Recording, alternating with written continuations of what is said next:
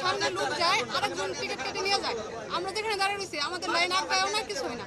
হ্যাঁ, এখন বলতেছে যে বাসই নাই, আর বাস আসলেও সেটা আর যাবে না। দেখো এখন দাঁড়িয়ে রয়েছে, ভোগান্তি, খুব কষ্ট হইতেছে। আমি এখানে রাত 3টায় দাঁড়াইছি। আমরা হচ্ছে এখানে মহাখালীতে ইউনাইটেড বাসের সামনে দাঁড়িয়ে আছি। এটা হচ্ছে এসি কাউন্টার, আর আমরা 2টা থেকে দাঁড়ায় আছি। দাঁড়ায় থাকার পরে হচ্ছে এখন বলতেছে যে এসি বাসের টিকিট নাকি বন্ধ হয়ে গেছে, আর এখন যে বাসটা আসবে সেই বাসটা নাকি আর যাবে না। তো আমরা জিজ্ঞেস করতেছি যে ইউনাইটেড গাড়ি যে এখন ঈদের মৌসুমে তাদের গাড়ি এখন শর্টেজ হয় কীভাবে। আমরা সবসময় জানি ময়মনসিংহে ওই কাউন্টারে তাদের বাস হচ্ছে বসে থাকে জিম পারে, এই ঈদের মৌসুমে ওখান থেকে যাত্রী পাঠাবে যে এখানে তারা গাড়ি পাঠাতে পারতেছে না। আর আমরা বসে আছি, বসে থাকার পরে তারা ইফতারের পর থেকে এরকম তাল বাহানা শুরু করছে। আর একটু পরে পরে দেখি যাত্রী তুলে ওখানে ব্ল্যাকে তারা টিকিট সেল করে।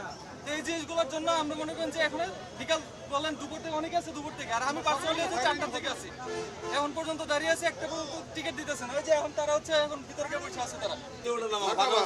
একটা যদি প্রমাণ দেখাতে পারেন ফাঁকা বেড়ে গেছে, তাহলে আমরা সবকিছু মেনে নেব। আপনারা যাত্রীরা অনেকে আমার বাস বালুকাছে এখন 2টা এসি, কখন আসে এটা নিশ্চিত কিভাবে দিব না, এখন কোনো এসি বাস নেই। দেখেন আসেন, দেখাই দিয়ে আসেন।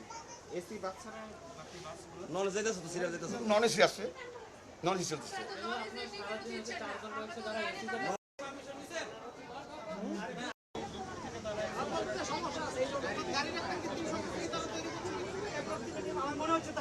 কি একটা ফাজলামি শুরু করে দিয়েছে আমাদের সাথে।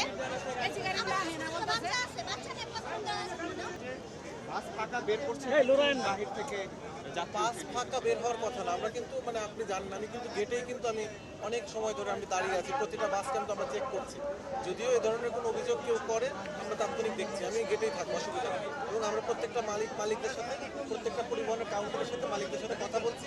আমরা যাত্রীদের সর্বোত্তম স্বার্থ বিবেচনা করে যেটি করা প্রয়োজন তার সব কিছুই আমরা করার ব্যবস্থা করি।